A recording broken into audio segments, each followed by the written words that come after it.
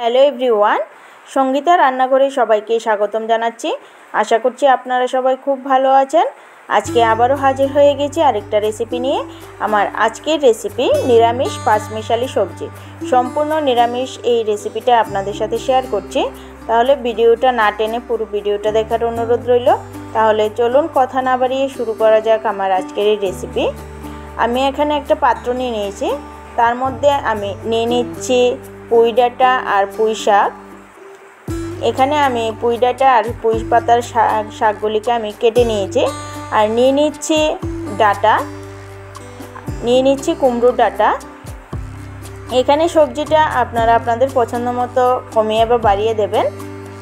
এদিকে আমি কিছুটা গোটা সবজি নিয়েছি বেগুন, কুমড়ো নিয়েছি, এটা বাম্বু স্টিক বলে এটাকে, বাঁশের কোরুল। এটা দিলে কিন্তু নিরামিষ সবজিতে খুব দারুণ একটা টেস্ট আসে। এবার আমি সবজিগুলিকে কেটে নেব একে একে।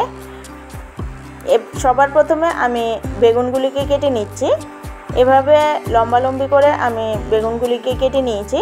এখন এগুলিকে আমি সবজির সাথে তুলে নিচ্ছি। এবার বাঁশের যে কোরুলটা আছে সেটাকেও আমি এভাবে গোল গোল রিং রিং করে কেটে নিচ্ছি। এটাকে আমি হালকা করে একটু সবার প্রথমে সেদ্ধ করে নেব, তারপর এটা আমি সবজির মধ্যে দেব। এটাকে আগে একটু সেদ্ধ করে নিতে হবে। এভাবে করে আমি এটাকেও কেটে নিচ্ছি। এভাবে গোল গোল করে আমি এই কোরুলটাকেও কেটে নেব। এবার এগুলিকে আমি একটা পাত্রের মধ্যে সেদ্ধ হতে দেব। এদিকে আমি 4টে আলু নিয়ে নিয়েছি। আলুগুলিকেও আমি এভাবে লম্বালম্বি করে কেটে নেব। সবজিটা আপনাদের পছন্দ মতো সাইজে কেটে নেবেন। এখানে আলুগুলিকেও কেটে নিয়েছি। আর এখানে নিয়ে নিয়েছি কিছুটা বরবটি। বরবটিগুলিকেও আমি এভাবে টুকরো টুকরো করে কেটে নেব। এভাবে করে আমি বাকি সবগুলি সবজিকে কেটে নেব। এখানে আমি সবগুলি সবজিকেই কেটে নিয়েছি। কেটে খুব ভালোভাবে ধুয়ে জলটাকে ঝরানোর জন্য ঝুড়ির মধ্যে রেখে দিয়েছি। এদিকে একটা পাত্রের মধ্যে আমি 1 প্যাকেট সয়াবিন নিয়ে নিয়েছি। সয়াবিনটাকে আমি জল দিয়ে আধা ঘন্টার জন্য ভিজিয়ে রেখে দেব। আমি নর্মাল জল এখানে দিয়েছি, একটাতে গরম জল দেওয়ার কোনো দরকার নেই। এবার এটা এদিকে ভিজতে থাকুক। আমি একটা মশলার পেস্ট বানিয়ে নিচ্ছি।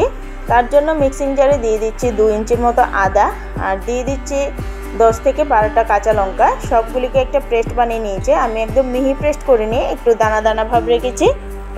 এবার চলে যাচ্ছি মূল রান্নায়। আমি কড়াতে দিয়ে দিচ্ছি পরিমাণ মতো সর্ষের তেল। যেহেতু নিরামিষ সবজি রান্না করব, তাই তেলটা একটু বেশি পরিমাণেই লাগবে। এখন তেলটা গরম হয়ে যাওয়ার পর দিয়ে দিচ্ছি 5টা শুকনো লঙ্কা, একটা তেজপাতা।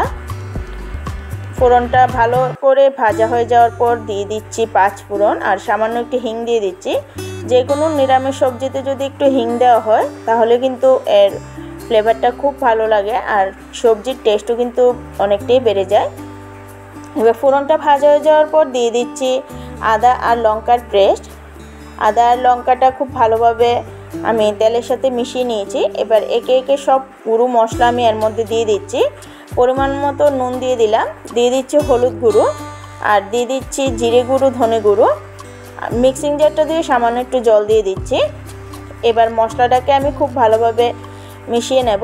মিশিয়ে কিছুক্ষণ সময় ধরে আমি মশলাটাকে কষিয়ে নেব।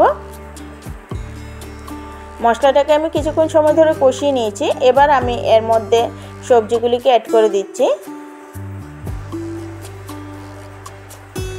এবার সবজিটাকে আমি মশলাটার সাথে মিশিয়ে নেব। মিশিয়ে বাকি সবজিগুলি এর মধ্যে অ্যাড করব।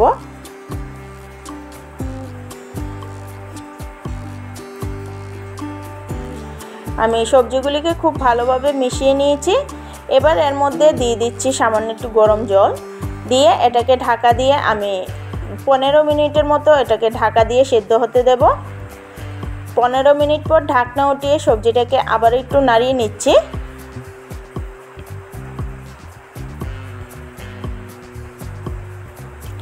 এবার এর মধ্যে দিয়ে দিচ্ছি সেদ্ধ করে রাখা বাঁশের কোরুলগুলি। এগুলিকে আমি কিছুক্ষণ সময়ের জন্য সেদ্ধ করে নিয়েছি। এবার এগুলিকেও আমি সবজিটার সাথে মিশিয়ে নেব।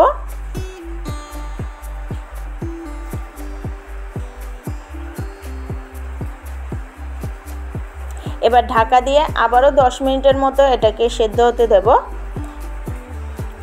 10 মিনিট পর ঢাকনা উঠিয়ে আবারও একটু সবজিটাকে নাড়িয়ে নিচ্ছি। এবার এর মধ্যে দিয়ে দিচ্ছি ভিজিয়ে রাখা সয়াবিনগুলি দিয়ে আবারও আমি সবজিটার সাথে মিশিয়ে নেব। এবার এটাকে ঢাকা দিয়ে আবারও 10 মিনিটের জন্য সবজিটাকে সেদ্ধ হতে দেব।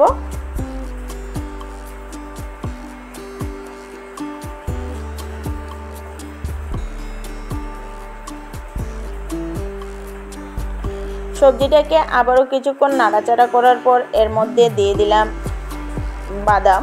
এখানে আমি কিছুটা চীনাবাদাম ভেজে রেখেছিলাম, চীনাবাদামটা আমি এর মধ্যে অ্যাড করে দিয়েছি। এবার নাড়াচাড়া করে আবারও 5 মিনিটের মতো এটাকে কষিয়ে নেব। এবার এর মধ্যে আমি সামান্য একটু চিনি অ্যাড করে দিলাম। নিরামিষ সবজি একটু মিষ্টি মিষ্টি হলেই ভালো হয়। এবার চিনিটাকে আমি ভালোভাবে সবজিটার সাথে মিশিয়ে নেব। আমার নিরামিষ সবজি কিন্তু একদম রেডি। নামানোর আগে আমি এর মধ্যে কিছুটা ঘি দিয়ে দিলাম। এবার ভালোভাবে নাড়াচাড়া করে আমি একটা প্লেটে নামিয়ে নেব। আমার আজকের এই রেসিপিটা কেমন লেগেছে অবশ্যই কমেন্টে জানাবেন। যদি ভালো লেগে থাকে একটা লাইক করে দেবেন। চ্যানেলটাকে সাবস্ক্রাইব করে আমার পাশে থাকবেন।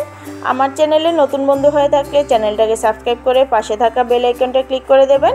তাহলে আমার ভিডিওর নোটিফিকেশন সবার আগে আপনাদের কাছে পৌঁছে যাবে। আজকের জন্য এতটুকুই। আবারও ফিরে আসছি নতুন ভিডিও।